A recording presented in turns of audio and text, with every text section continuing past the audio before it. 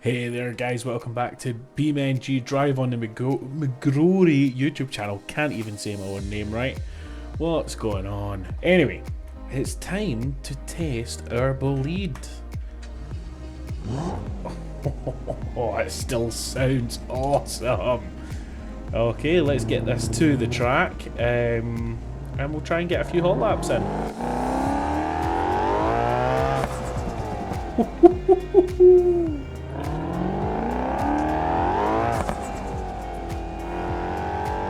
Listen to that. Oh, so good.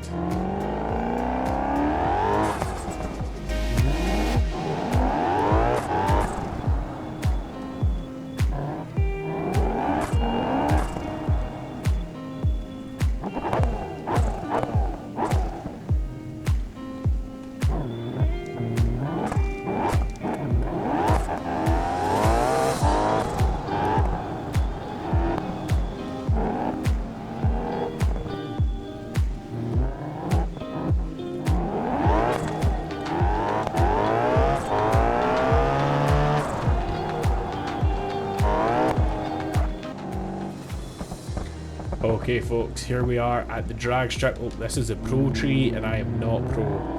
Let's head over to the... Are these a sportsman tree or is that a brand? It's, yeah, the normal tree. Figured we may as well hit the drag strip since that's kind of our tradition. If you're going to the if you're going to the racetrack, you may as well hit the drag strip. Okay, big launch, actually quite smooth. 120 miles an hour already. Okay, that was a 10.3. 10.3 at 130 on not drag strips with a manual gearbox. It's not bad. We do have an engine warning. I wish I saw what that was, to be honest with you, because I don't know. But yeah. Okay, well, I figured we could join the track just here and try to get a feeling for the car before we cross the line and start our hot lapping. See how we get on. Ooh, there's going to be cars on the track, I forgot about that. Huh. Okay, it's a little bit... Oh, it's light and floaty. Maybe we should have a wing on it. I didn't want to put a wing on it because I think the longtail looks so much cooler without one. But if it's going to be that light and floaty at high speed, I think it also doesn't help that we're lifting the front end on throttle, and so it's probably picking up. Oh. Okay, this is an issue, guys. Oh, it drives so badly.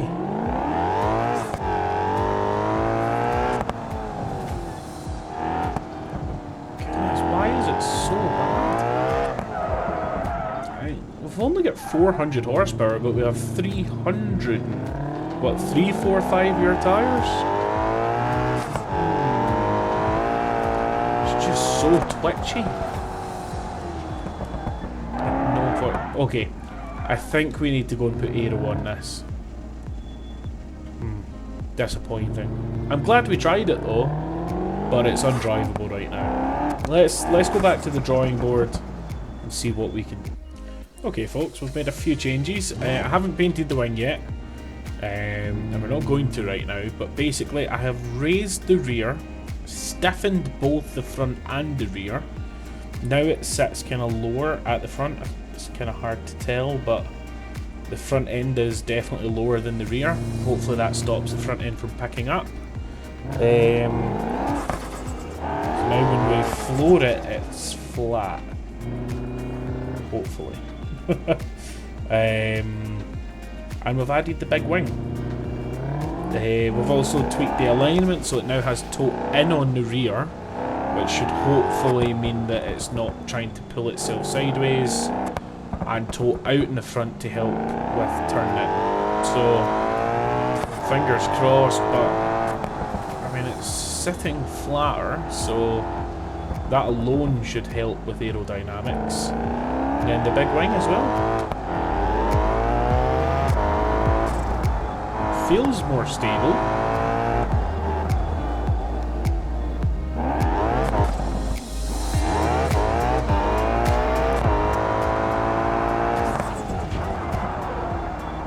So we kind of hit that jump a little bit and it pushed itself back down into the ground. So hopefully the aero is actually kind of functional now, but this will be the real test.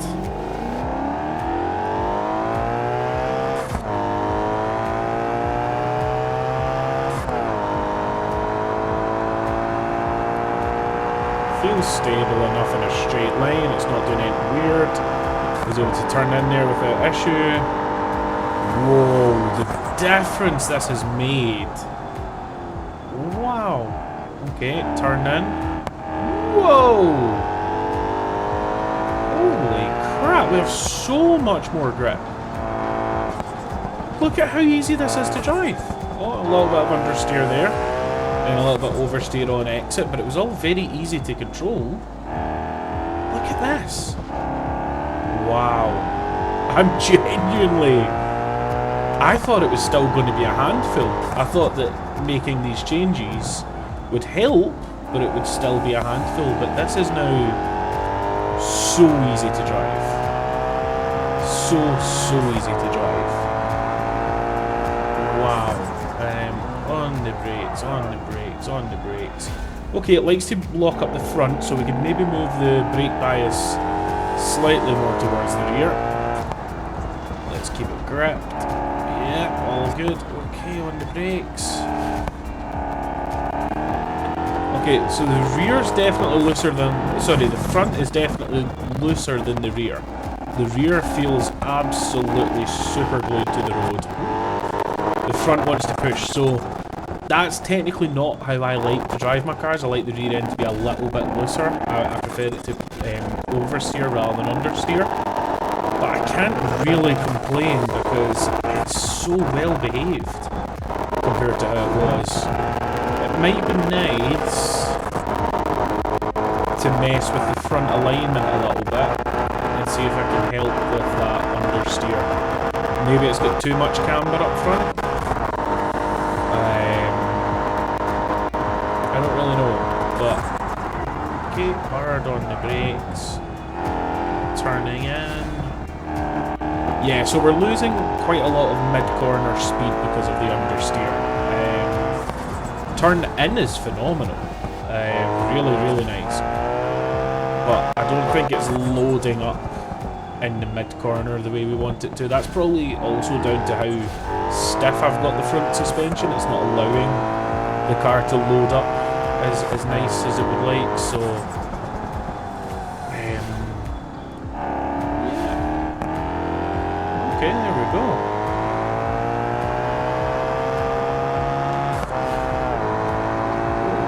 Okay, so our first time is a 1:49.59. Again, we've kind of outdone ourselves on the brakes a little bit. 1:49, and this is on the lowest boost pressure. The lowest pressure you can set it to is 12 psi, but I can go full throttle around like most of the exits in these corners without too much issue. So we could probably boost up that boost pressure. We're topping out at 165 on the straight-ish, something like that. It's 1.6 something. So if we were to up the boost, we could probably see quite a bit more time being found. Tell you what we'll do. I want to add the UI apps. Ooh, don't expect that to. Why is it not pausing? Error apps. That right. We're losing this lap time because the game just isn't doing what I want it to do, but that's okay. Don't want engine dynamometer. What's it called? There we go. Torque curve. To see, yeah, okay. I felt that the power dips, so we can tune around that. So we kind of want to cut RPMs at about 8.2, 8.3, because there's just no point in keeping it going much further than that. So if we cut the RPMs at 8.2, as in set the limiter at 8.2 and then up the boost, I think the car would be a bit of a monster. Set the brake bias more rearward.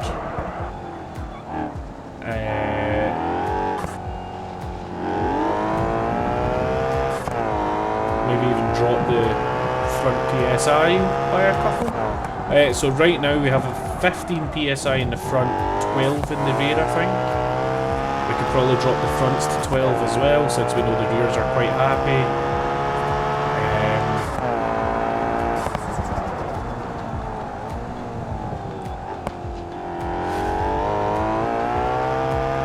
Let's get a clean lap so we know what our benchmark is, right?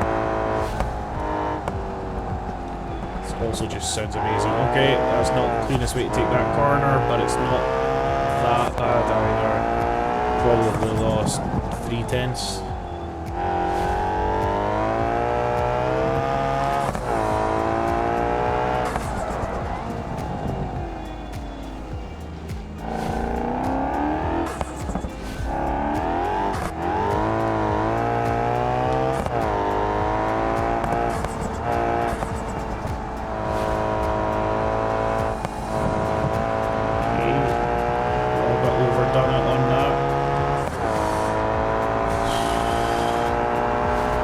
This is impressive. What a cool car.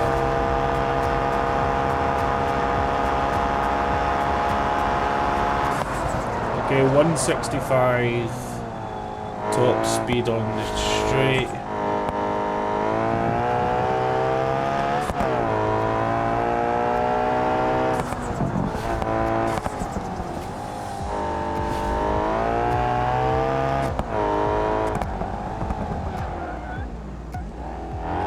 Probably don't need to drop all the way down in first. It's probably safer if I leave it in second. Kind of manage the power a little bit easier. Not putting as much strain on the drivetrain.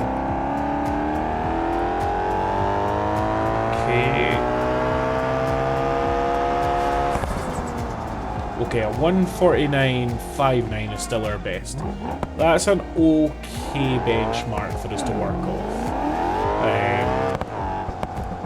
Let's take it from here and see what we can do.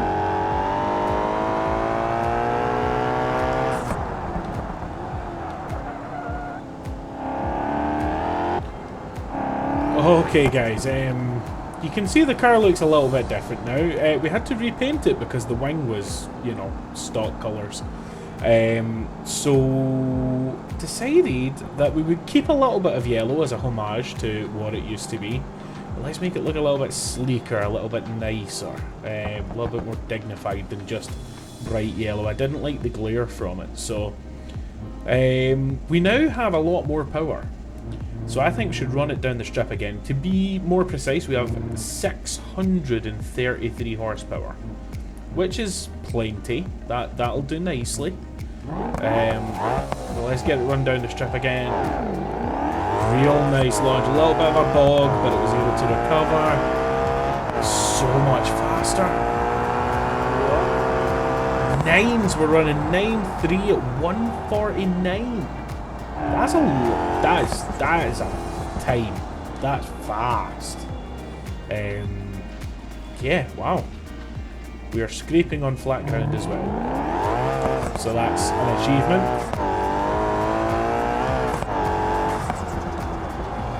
I love this thing. It sounds great, looks great, drives great. Well, we don't know about the driving yet if we're being honest. It drove great to here, but it's on the track that we noticed all of its flaws before, so let's give it a run for its money. Let's see how we get on.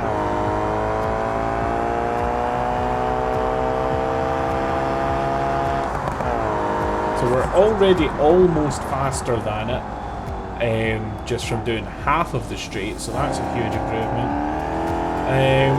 Didn't lock up the brakes as much as we usually do. Turning is still just as good. Still got mid-corner understeer, but I think that might just be a characteristic of the car. Oh, it's getting dark. Speaking of dark, on one of my last episodes I asked you guys what you think of the dark and whether you want my videos to include the dark. And pretty much all of you said no.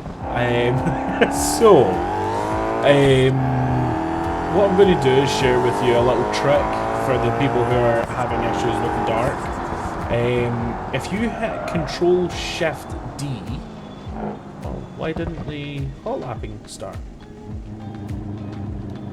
As far as I'm aware, the hot lapping should have started there. If you press Control-Shift-D, which I'm about to do, it will cycle through the times. And there we go, I'm back with the day. So, Control-Shift-D, and I can skip through the days.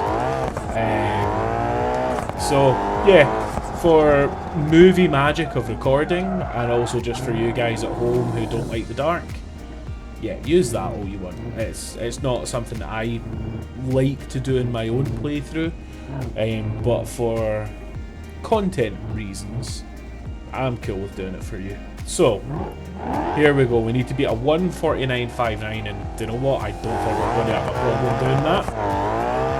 Ooh, a lot of wheel spin off the line, but that's to be expected when you are rear-wheel drive with over 600 horsepower. There's always going to be a bit of wheel spin.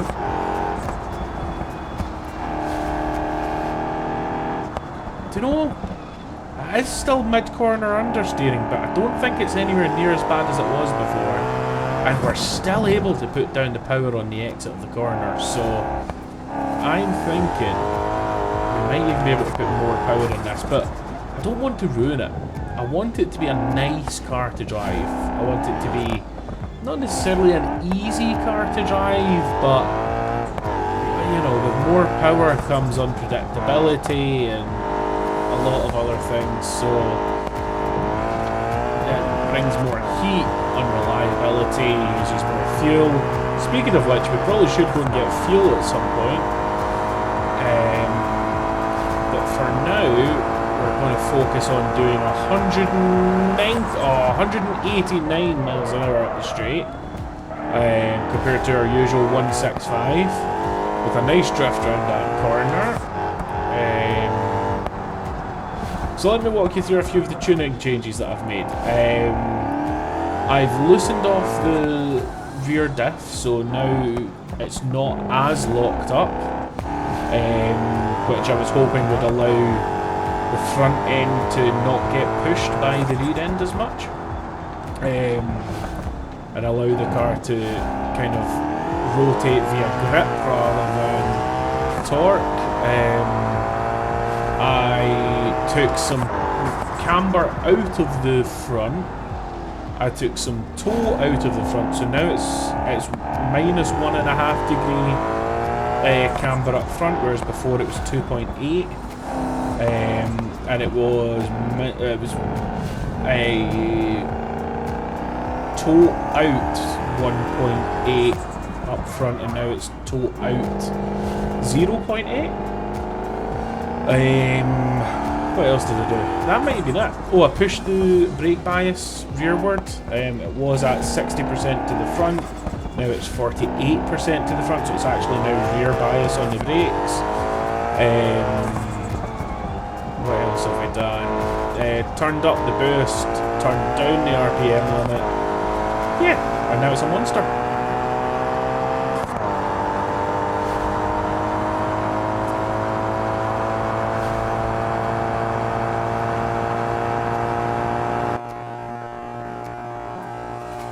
192. I saw 192. I will fight to the death over it. We hit 192. So we've gained almost 30 miles per hour by the end of the straight. Oh, but we've lost our time there. Oh, that was bad. That was bad. Right. Let's see what time we're putting down.